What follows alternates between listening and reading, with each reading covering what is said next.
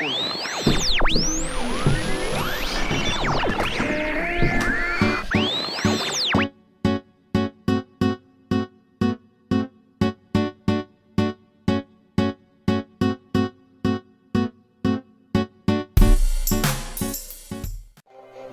Business Report on the JB Web Show, where we take a few moments and focus on local businesses that are supporting the arts in Orlando, Florida. Oh, this in Orlando? Why am I talking like a British guy then? Huh? Local Business Report. Hey, what's up, friends? JB Webb back with you, and this time we are pushing the boundaries of what you consider an artist, an artisan. That's right, we are talking with someone who prepares delicious ingredients for your consumption. We have on the line Wendy Davis of Polka's Hottest. Polka's Hot Sauce. If you've seen these things around, I use them myself. I picked up a few of them. These sauces, these marinades, these seasonings are incredible. They also have really cool local musicians and artists work on them. Let me give you a quick intro of Polka's Hottest.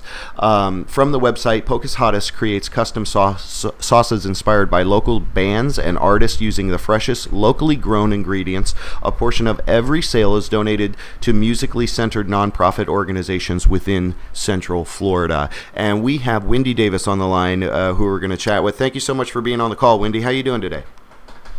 I'm doing very well, thanks. Great. How you doing? Yeah, doing good. It's a hot one, though. It's a hot one today. Oh, yeah. It's definitely, yeah. So, speaking of hot, which is perfect to talk about your hot sauces and stuff, tell us the story of how you first got into this, because now you guys are kind of on the precipice of opening a location later in the year. You've grown your product line to include so many great legendary musicians here in Orlando and artists as well. So how'd you first come up with this idea? I will think this going to be an interesting story of how you kind of got into this. Were you always into food, or give us a sense about that? Oh, yeah. I've been cooking as long as I can remember. I just always loved to cook, and finally when I was like 21, I decided to go to culinary school. My mom kept asking me what I was going to do with my life. Yeah. I'm like, okay, let's do something here. So I decided to turn that into a little bit more, and once I got out, I worked for 2 different restaurants. I did the sous chef, the executive chef, all the crazy kitchen work, and right. I started the sauce thing just as a hobby.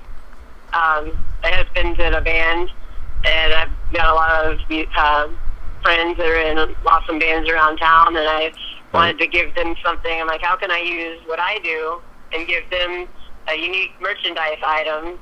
It's like everybody has the CD and the T-shirt, the hat, it's like, what can I do to bring what I do and add to that? Yeah. Give them something that'll stand out a little more. And so I just went to the kitchen and came up with the first couple sauces, and just said it's been about 9 years. I was just playing around at first, and only in the past, I guess, like 4 years I've gotten serious. And now I'm up to 15 Oh my gosh. sauces, 14 sauces and a spice rub, and I'm about to put out 4 new ones. Oh wow. So it's just kind of taken over. That's incredible. Like hobby taken over. Yeah, no, it's awesome. I love it. I've used the products. They're great. From the Crybaby sauce to AC shaker. I love that on burgers and stuff like that. So good. But what was the first thing you came up with, and then maybe what was also the craziest thing you've come up with? And it doesn't have to be a product or what have you, but maybe what was the first thing and then the craziest? The first thing was the Junkie Rush, the Thai chili sauce. Okay. And that's, like I said, Bobby Coble, his husband. Yep. His band is Junkie Rush, and he just has always loved hot sauce, and he was a big fan of the sriracha sauce. And I'm like, what can I do? And I always ask the bands, I get together with them beforehand and discuss, like, what kind of flavor combinations do you like? And, which way are we going to go with this? Because I don't want the band out there with a sauce, but their name on it that they don't even like, Right. Like, we bat it back and forth a few times until we get something that's perfect and we both agree on and love. And oh, wow. That's cool. go So from there. you really kind of interview them and dissect them and what they like to make it a true representation. That's awesome. Yep. Yeah, that's awesome. And, the craziest would Yeah. probably be I was out picking blueberries. There's a blueberry farm. I get all my products. I grow the ingredients myself, or I get from local farms and farmers, because I'm really huge in supporting the local scene and this local everything, and all natural. So there's a Cappy's Patch, which is this patch in Oviedo that I go down to, and they do blueberries and strawberries. I found out that blueberries, so I'm out picking blueberries, and I'm like, what can I gotta do something with blueberries now. So I came up with blueberry habanero, which is the Beads That Are Moneymaker sauce. Yeah. And people are like, blueberry? But as you taste it, it's quite tasty. It's got the sweetness, and then the blueberryness, and then the heat of the habanero, and it's quite versatile as well, because a lot of people look at it and they're thinking blueberry and hot sauce. How does that work? But it actually comes together quite well. Yeah, and that's awesome. I love the flavor combinations and the explanation, especially on the back of a lot of the bottles. It really tells you a little bit about that flavor profile, which is cool. And again, really attests to your skill as a chef, as an artisan of spices and sauces and things like that. So with now, can you announce you're working on a physical location, actual store? Is that something that are you going to be offering different tastings in the store, or what kind of plans do you have for that physical location that's opening November 20th? Yeah, so we're opening an Artagon Marketplace. It's a new marketplace off of International Drive. It's going to be like an indoor market with all local art and food, and just a really cool grouping of different artists and cool, fun stuff that's going to be happening down there. And I'm going to do different demonstrations at the store. It's every day. It's Monday through Friday, kind of like all hours. So I'll be there a lot. But it's going to be a really cool spot. And so I'm going to do something a little different there. I'm going to have different spices, bulk spices, where you can mix your own spices if you want to come in, and trying to get some new different things that not everyone has, and to get some cool flavor combinations going on. And I'll also have some pre-made, pre-bag stuff for people that don't feel like getting that crazy with it. Right. But I'll have my normal of course you can taste everything. I always have that available for people to taste and try out any of the sauces, but I also plan on doing different cooking demonstrations every day to show people, what you can use the sauce on. And not everybody is a chef. Not everybody knows. They're like, oh, what do I do with this?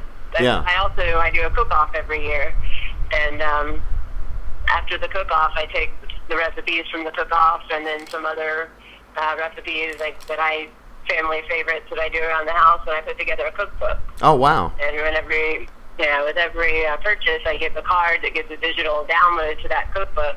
That's awesome. To give people, some more ideas on how to use the sauces and what they can do with them. And I always offer, for them to post things on Facebook and just to show me what they're doing, because I'm always interested to see what's going on with the sauce after it leaves my place.